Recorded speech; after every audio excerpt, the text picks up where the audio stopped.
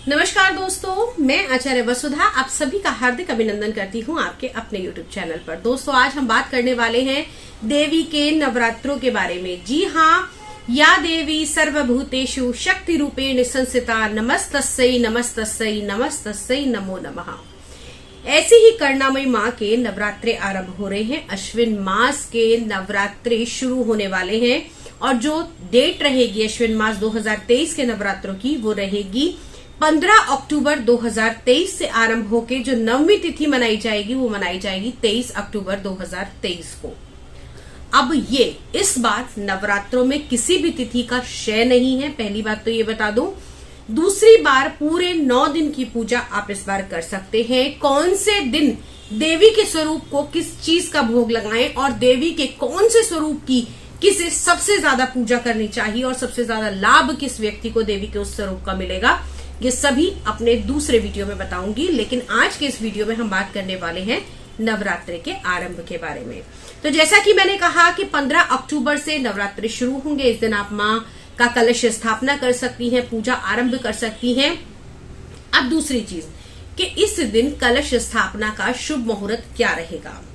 वैसे तो कहा जाता है कि ब्रह्म मुहूर्त में ही पूजा अर्चना का विशेष महत्व रहता है, लेकिन फिर भी अगर हम देखें तो पंचांग के अनुसार 10:24 के बाद का मुहूर्त बताया गया है। लेकिन उसके अलावा भी एक शुभ मुहूर्त है सुबह 6:30 से लेकर 8:47 का।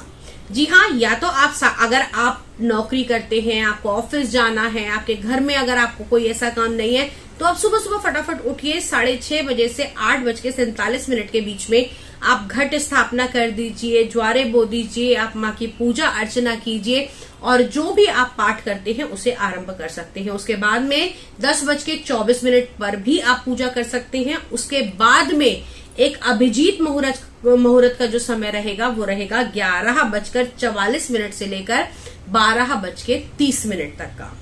इस समय में भी आप माँ की पूजा अर्चना और घट स्थापना कर सकते हैं। उसके बाद में आपको ये बता दूं कि इस बार नवरात्रों में अगर आप कुछ नया करने की सोच रहे हैं, यानी कि आप शुरू से जो नवरात्रि रखते आए हैं वो पहला और आखिरी ही रखते आए हैं, इस बार आप सोच रहे हैं कि क्या मैं इस बार पूरे नवरात्रि रखूं, तो नहीं, इस बार आपको इस शुरुआत को नहीं करना है।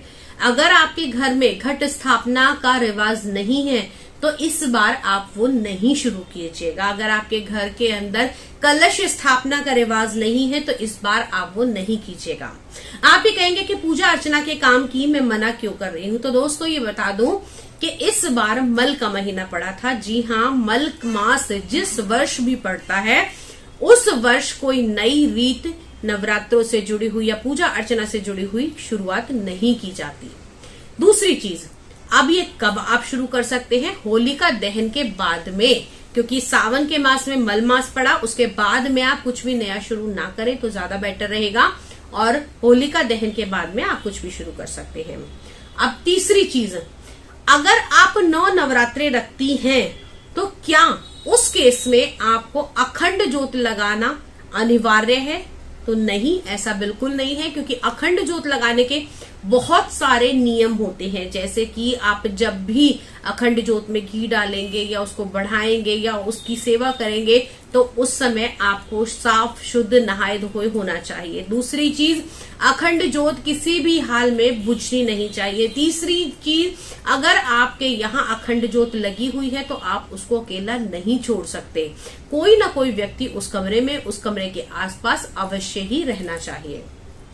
अगली चीज, अगर आप नवरात्रि की स्थापना कर रही हैं और आपके मन में ये विचार आ रहा है कि इस बार नवरात्रि की स्थापना में मैं क्या क्या ऐसा कर सकती हूँ या क्या ऐसा उपाय करूं कि नवरात्रि के लिए और ज्यादा फलदायिनी ये नवरात्रि मुझे मिले, क्योंकि इस नवरात्रि यानी देवी के ये 9 स्वरूप माने जाते हैं।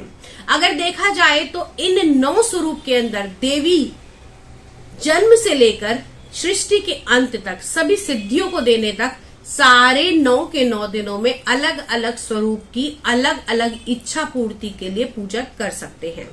अगले वीडियो में वही बताऊंगी कि कौन से दिन देवी के कौन से स्वरूप की पूजा करके आपको क्या सुख मिल सकता है। जैसे कि अगर संतान पाना है, अगर आपको विद्या पानी है, अगर आपको एक अच्छी स्किन पानी है, अपने अंदर एक बचपन को जगाए रखना है, तो आपको क्या करना है? अगर आपको सांसारिक सुख भोगना है तब आपको क्या करना है?